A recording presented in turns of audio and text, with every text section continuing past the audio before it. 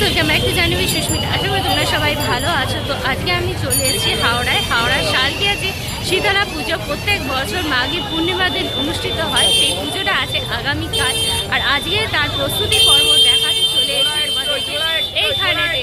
তো এই রাস্তাটা যেটা তোমরা দেখছো, যে রাস্তা রয়েছে এখানে মায়ের মন্দির যাওয়া যায়, সেই রাস্তাটা প্রচুর ভিড়, প্রচুর মানুষজন আজকে এসেছে। আর আজকে থেকে এই রাস্তায় বাইক বা সাইকেল চলাচল করলেও এই রাস্তাতে কিন্তু টোটো অটো পুরোপুরি বন্ধ হয়ে গেছে। আর কালকে এই রাস্তাটায় পা ফেলার মতো জায়গা থাকবে না। এখনই আজকে ভীষণ ভিড়। তো মন্দিরের সামনে রয়েছি, কতটা কি প্রিপারেশন হচ্ছে সমস্ত কিছু আজকের ভিডিওতে তোমাদের পুরোটা দেখাবো। তো পুরো ভিডিওটা মাতার মন্দিরে যাওয়ার যে রাস্তাটা, সেই রাস্তাটা আজকে থেকেই ব্যারিকেড দেওয়া হয়েছে। এখানে আজকে থেকে প্রচুর লোকজন যাচ্ছে, তোমরা দেখছো। এই সোজা গেলে তোমাদের মায়ের মন্দির।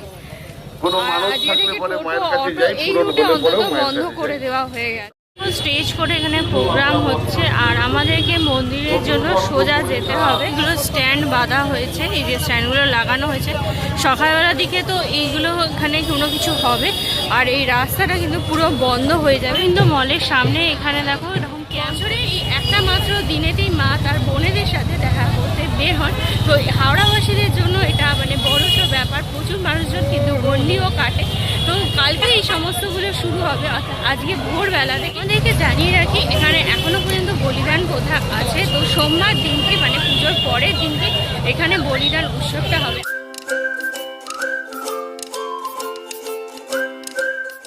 মন্দিরের সামনে আজকে থেকেই দেখো এই মুহূর্তে প্রচুর ভক্ত সমাগম, প্রচুর লোকজন এসে মায়ের দর্শন করার জন্য।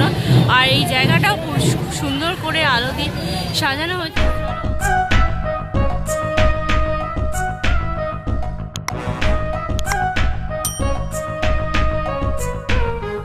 বাইরে দেখো লেখা আছে ধর্ম হোক যার যার, বড় মা সবার। আর পুজো উপলক্ষে খুব সুন্দর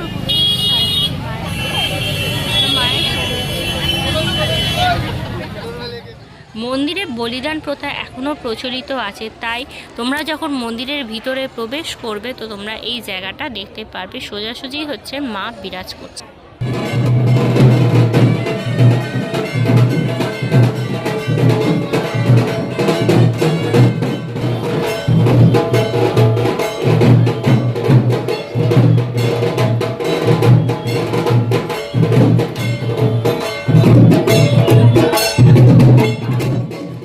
মন্দিরের গর্ভগৃহের সামনে আমি চলে এসেছি। সামনের দিকে বেশ কিছু ছবি রয়েছে, আর মায়ের এখানে দেখো সিংহাসনে মায়ের প্রতিমা বিরাজ করছে। আগামীকাল পুজো বলে ঠাকুরকে আজকে সন্ধ্যেবেলা থেকেই সাজানো হচ্ছে। সোজাসুজি মাকে দেখো বেনারসি যেগুলো পরানো হবে কালকের জন্য, সেগুলো বেনারসিটা অলরেডি পরানো হয়ে গেছে। মায়ের সিংহাসনের উপরের দিকে রামকৃষ্ণদেব, সারদা মা বা তারকনাথ রয়েছেন। আর মায়ের যে গর্ভগৃহে সেখানে এখন শুধুমাত্র সাজানোর কাজ চলছে।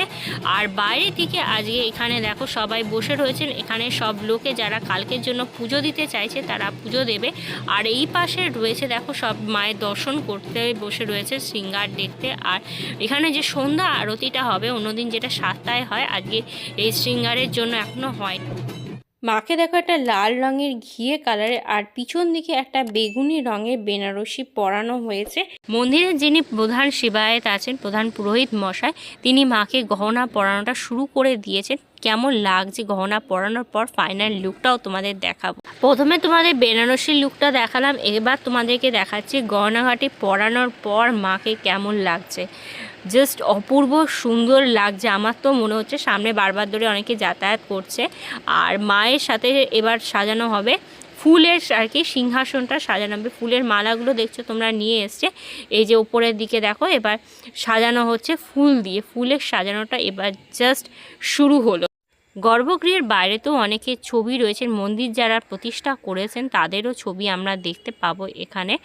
আর এই যে এখানে দেখো বড় মা বলে লেখা, এই জায়গাটাতে অনেকেই প্রণাম করছে ঠাকুরকে, প্রণাম করে ঠাকুরের দর্শন করছে।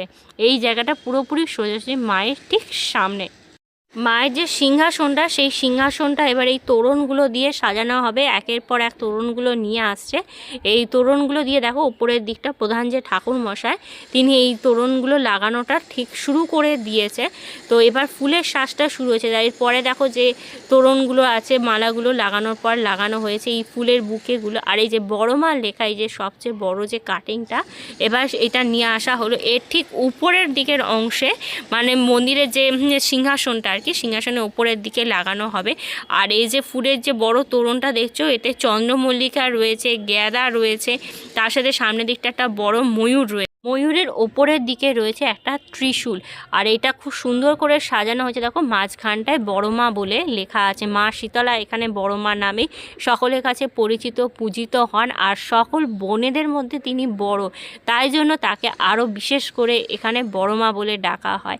এই যেটা দেখছো, এটা সিংহাসনের ওপরে এবারে লাগানো চলছে। এই যে পিছনের দিকে সিঁড়ি আছে, তো সিঁড়ি দিয়ে সবাই যারা পুজো কমিটির লোকজন আছে তারা ওই সিঁড়ি দিয়ে ওপরটায় উঠে এই সিংহাসনের ওপরে দেখো লাগাবে, যে পুরোপুরি সুন্দরভাবে সাজানোটা হবে। আর ঠাকুরের ঠিক উপরের দিকে কিন্তু মাথার উপরের দিকটা কেউ ওঠে না, ওখানটা ফাঁকা।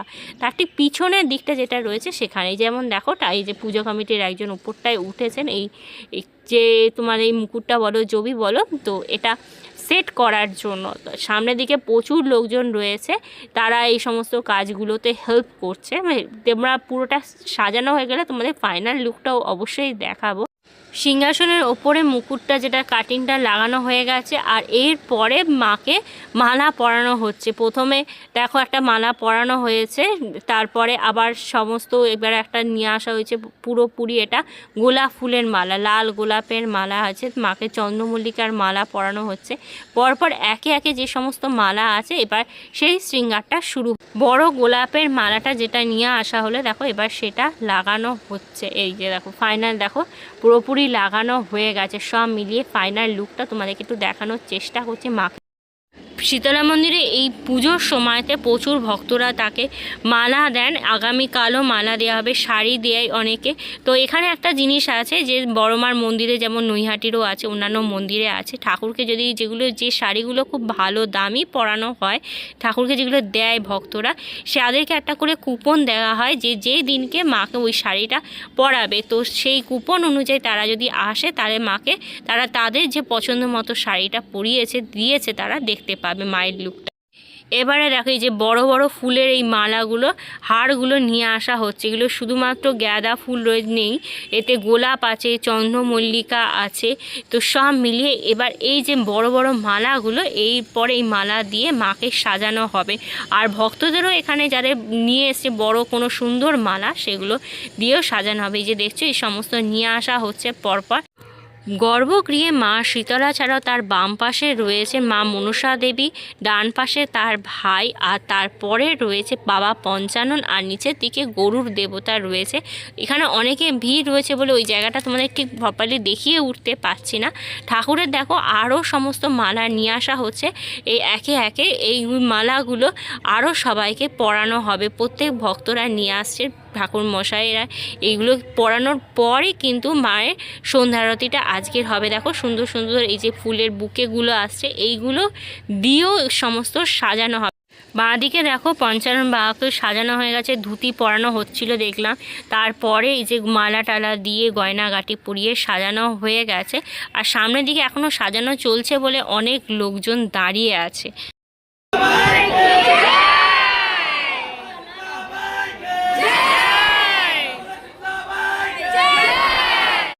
এই মুহূর্তে আমার পিছনের দিকে কত লোক দাঁড়িয়ে দেখো।